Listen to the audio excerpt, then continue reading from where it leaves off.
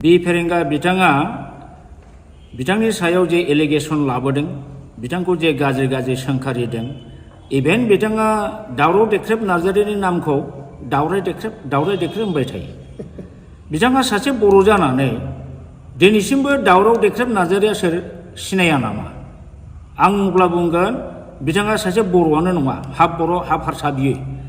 खारन दावराव देख्रेब नार्जारिया दिनैनिल' मानसि नङा। बिथाङा गोदो बर'लेण्ड बर'फा उपेन्द्रनाथ ब्रह्मनि दैदेननायाव जे गिदिर सोमावसारनाय जादोंमोन, बाहायबो सेन्ट्रेल एबसुनि ट्रेजारारमोन।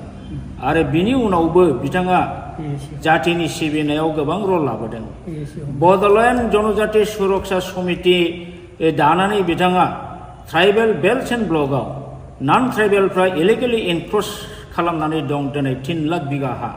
बे हाखौ माने इभिक्सन खालामनांगौ इलिगेल एनक्रचार्सफोरखौ होननानै बिथाङा जुजिबोगासिनो दं।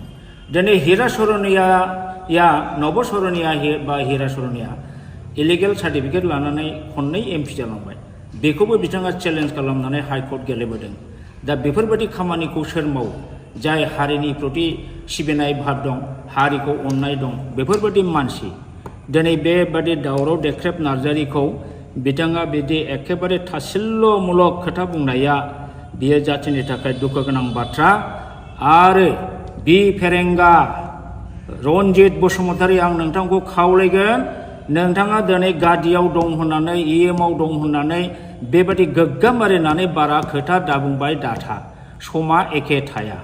आंथ' बुंगोन नोंस्रा गोग्गा मारिनानै खोथा बुंनायनि नोंल' नङा, प्रमद बर'आनो बुं, दिपेन बर'आनो बुं, सोरबा गबिन्द बसुमतारियानो होन, सोरबा राकेश ब्रह्मआनो होन, नोंस्रा जातिनि सायाव बिखाफोर दोननानै खोथा बुंनायनि नोंस्रा दिनै अधिकार गैया। मानो अधिकार गैया? आं बुंगोन नोंसोर मा लाबोदों बर'नि थाखाय? What power and function you have brought? What government you have brought for the Boro community? मा लाबोदों नोंसोरलाय?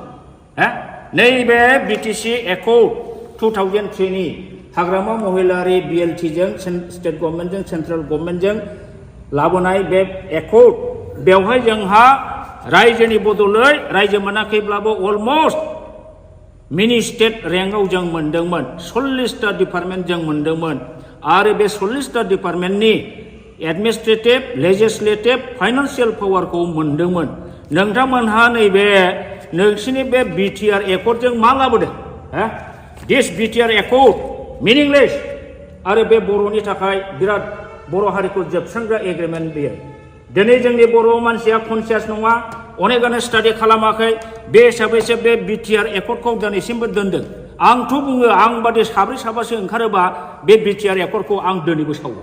आङो अलरेडि अनेक सिनियर सिटिजेनजोंबो रायज्लायबाय, नाथाय बिथांमोनहा साहस होआ, नंखायनो आं सावाखै।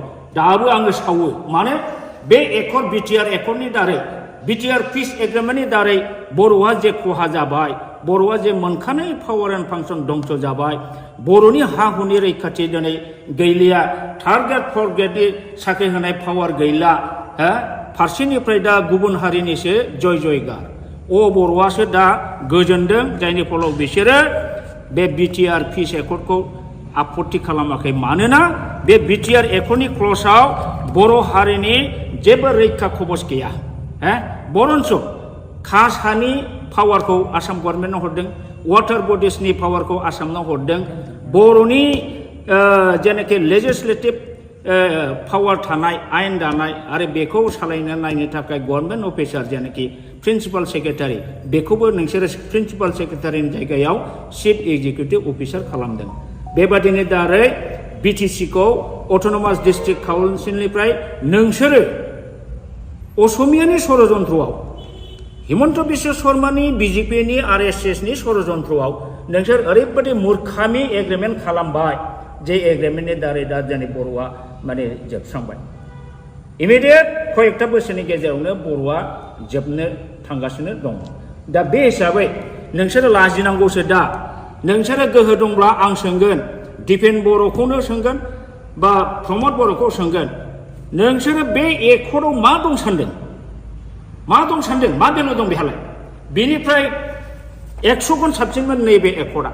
नाथाय नोंथांमोनहा बेखौ दिनै हाग्रामा लाबोनाय होननानै हाग्रामाखौ सोयैनि जोंनि जातिनि सार्थ, जातिनि रैखाथि रक्षा कबचखौनो नोंसोर दिनै धंस' खालामबाय बेनिखायनो आङो बुङो सौदे दिनै नोंथांमोनहा बिटिआर एकर्ड खालामनानै जातिखौ जेरैबायदि थगायबाय जेरैबायदि जोबस्रांबाय बे जातिखौ थगायनानै फोजोबस्रांनायनि दायआव सानसे बेलासे नोंसोरो गनाय नङा रायजोजों रायजोआ दिनै एसे गाबोन एसे बुजिगोन बिटिसि एकर्डआव मा दंमोन बिटिआर एकर्डआव दंमोन स्टाडि खालामनानै जेला बुजिजोब्बाय नोंसिनि सायाव इयुननि जोलै हान्जाया सानसे समावब्लाबो निस्सय माने अर जोंगोन रागा जोंगोन आरो नोंसोर क्षमा मोननाय नङा बर'नि जारिमिनाव ओरैबायदि उदाहरन दं जाय जाय लिडारफ्रा गोदो बर' जातिखौ मोजां मोजां बुंनानै थगायनानै मन्त्रि मुल्ला जादों एमपि जादों एमएलए जादों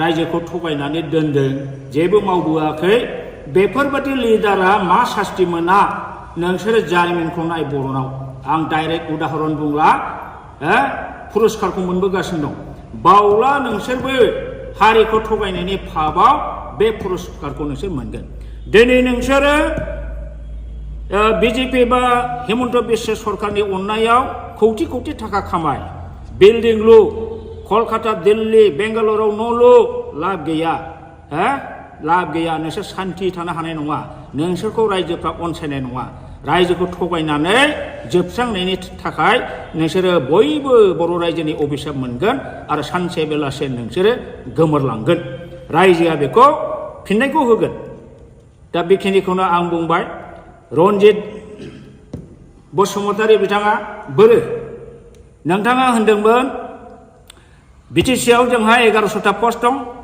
गय खान्दिसेबो जायालासिनो जोङो दानथामनि गेजेराव साख्रि होगोन बहा होगोन रन्जित नोंसोरनि सेलेक्सन बर्डआ बोरो दिनैसिमबो मोनसे सेलेक्सन खालामनायनि बर्ड दानो हादोंना एपइन्टमेन्ट होनो हादोंना बहा थांखो डक्टर मामोन बेयो स्वर्गियारि नीलत स्वर्गियारि बेना 1600टा पस्ट दंमोन बिना फैसा साख्रि होनो खोथा बुंदोंमोन बहा थांखो दिनैसिम होनो हादोंना लाजियाखैसो नोंसोरो सानफ्रि थगायनो दा नंखायनो दिनै रायजो राजाया बुजिगासिनो दं नोंसोरो फुराफुरि बिटिआर एकर्ड खालामनानै कौटि कौटि हाजार कौटि घुस जानानै बिटिआर एकर्ड नों खालामदों बर' जातिखौ थगायदों एनडिएफबिखौ थगायदों गासिखौबो थगायजोबथारबाय नोंसोर दा बिनि फाबाव नोंसोरो पानिशमेन्ट बावैसोनि उनाव मोनगासिनो दं बेखौ पानिशमेन्टखौ रुजुननो रेडि जा आं बेखौ दिनै खावलायनानै बारा बुंला दा दिनै नंखायनो आं बुंगोन प्रमद बर'आ